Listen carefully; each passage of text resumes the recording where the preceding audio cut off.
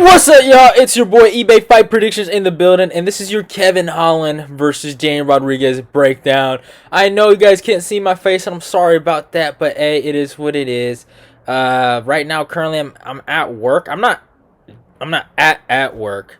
I'm in a car doing this video. But hey, it is what it is. We gotta do what we gotta do. I wanted to put this out. But yeah, man, this is a great fight in the welterweight division.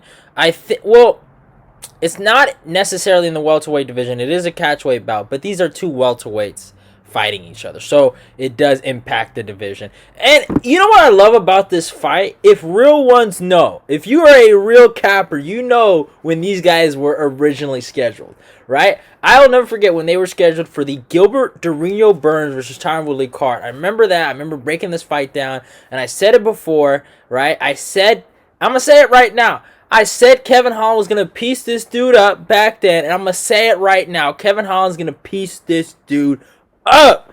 Oh, my God. Is there a part of me as a Kevin Lee fan that has some resentment towards Daniel Rodriguez? Maybe. But I honestly believe Kevin Holland's the better fighter out of the two. I think Kevin's longer, which is obvious. I think he's... The only place where I could see D-Rod maybe having success is in the wrestling, if he chooses to wrestle. But besides that, I just see Kevin being the better guy, right? He's gonna have those advantages going into this fight. His striking's better. I feel like, I know some people are gonna get mad about this. His boxing is better than Dan Rodriguez, and I know a lot of people love D-Rod's boxing, but I think it's somewhat kind of overrated, and I'll talk about it. And obviously, I just think Kevin has way more potential. Way more potential than D-Rod. He's an older guy, 35. You know what I'm saying? He's at the last end of his rope, and it's not his time. You know, I think it's Kevin's time, and I think Kevin's really finding a place in that division at welterweight. But D-Rod's dangerous. He is dangerous. I will give him that. But man, revenge will come very, very sweet from my guy Kevin Lee. So it is what it is. Hey, but let's talk about the stats. Mr. Kevin Holland comes with a record of 23-7. Is fighting out of Texas, age 29, a height of 6'3", and a reach of 81. Daniel Rodriguez comes with a record of 16-2, so good record. Fights out of Las Vegas, Nevada, age 35, a height of 6'1", and a reach of 74. So you can just see two things that really pan out to me. Even actually three things that pan out to me that you see for the tail of the tape. Look, first, the age, right? Then the height, the reach. You know what I'm saying? You look at those three things, right? Kevin excels at every point of it. He's the taller guy. He's the longer guy in terms of his arms, and he's the younger guy going into his prime. Rodriguez, he's still in his prime. 35 is still, in my opinion, a prime year for a fighter. But you're going outside of your prime. That's the last year. It could be the downfall. We saw it with Kumar Usman. Age 35, he gets knocked out. I was telling people for the longest, when that man turned 35 for that matchup against Leon Edwards, it was going to ruin him. But hey, it is what it is. Also, and I'm not saying 6'1" is short, but compared to Holland, he's shorter.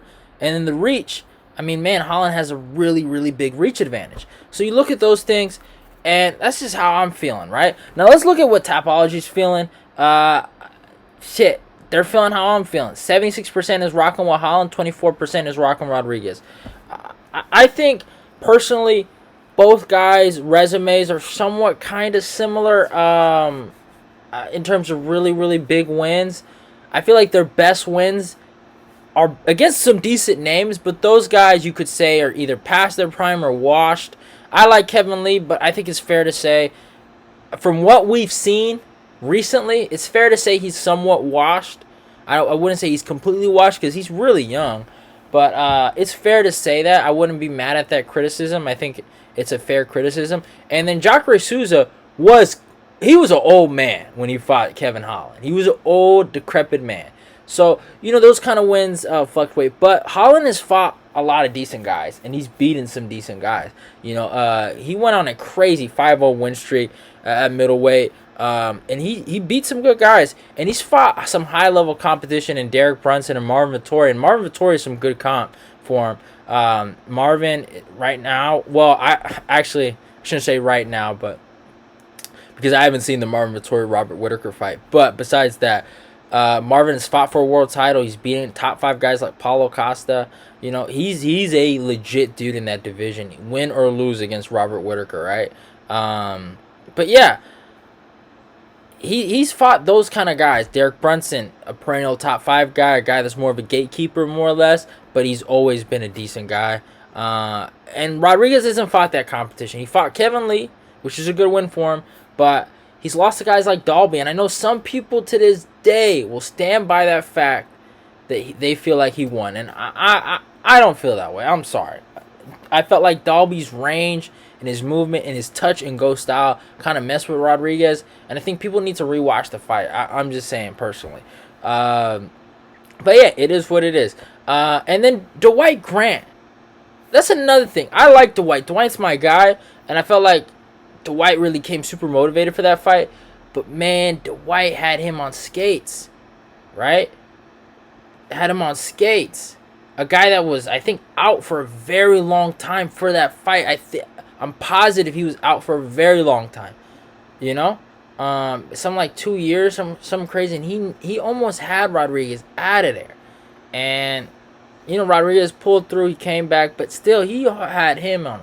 Like, he was almost dead. So imagine what a guy like Kevin Holland can do in those moments. You know what I'm saying? Their resumes, I just don't think are the same. They're coming off, well, obviously Holland's coming off a win over Tim Means, you know, and then Alex Oliveira. But, you know, some of their best wins are somewhat similar. But what Holland's done at welterweight, he looks all right. He looks like he's more improved. I still have issues with some of his boxing technique. I feel like he kind of lunges in a little too much. Being the longer fighter, I'd like to see him use that distance game and kind of like be more, you know, bouncy with his feet. I feel like he could really take advantage of that and start using the whole octagon and using his range. I'd like to see that more often. But Dan Rodriguez is another guy that he has good boxing. It's decent, but I think it's somewhat overrated, right?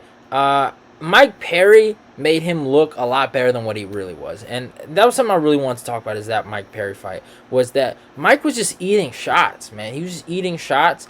And anybody in that situation would have that kind of similar performance to Rodriguez. Now, I understand, Mike Perry got, you know, you saw what he did at bare knuckle boxing or whatever against MVP. And then his last fight, I forgot the guy's name. But I felt like Mike got better, right? He stopped training with his girlfriend, and he started training with a real boxing coach, and that's what I think happened. I think at that moment when Rodriguez fought Mike, I think Mike was still suffering from those effects from his girlfriend coaching him and kind of ruining his MMA career, you know? So I think Rodriguez, he benefited from that. With Kevin Lee's not a I was about to say a lightweight. He's not a welterweight. So he benefited from that. I think he's going to fight in Kevin Holland, a guy that's twice his size, just as long as him. And I think he can keep up with Rodriguez's boxing. I think Rodriguez looked good against Kevin, even though Kevin had long arms, was because Kevin was overshooting and it became predictable on the feet, right? So he was able to stun Kevin a little bit in that, I think, second or third round, right? So that's really what it comes down to, is that I feel like Rodriguez's opponents have made him look a lot better than what he really is. And I think Kevin's going to go out there and expose him and whoop him. I'm rocking with Kevin Holland here. Kevin Holland's the truth. And he gets it back in blood from my boy Kevin Lee. Say good night to D-Rod. Hope you guys enjoyed the video. Like, comment, and share the video. Let's get this eBay Fight Prediction Nation growing. Love y'all, and goodbye.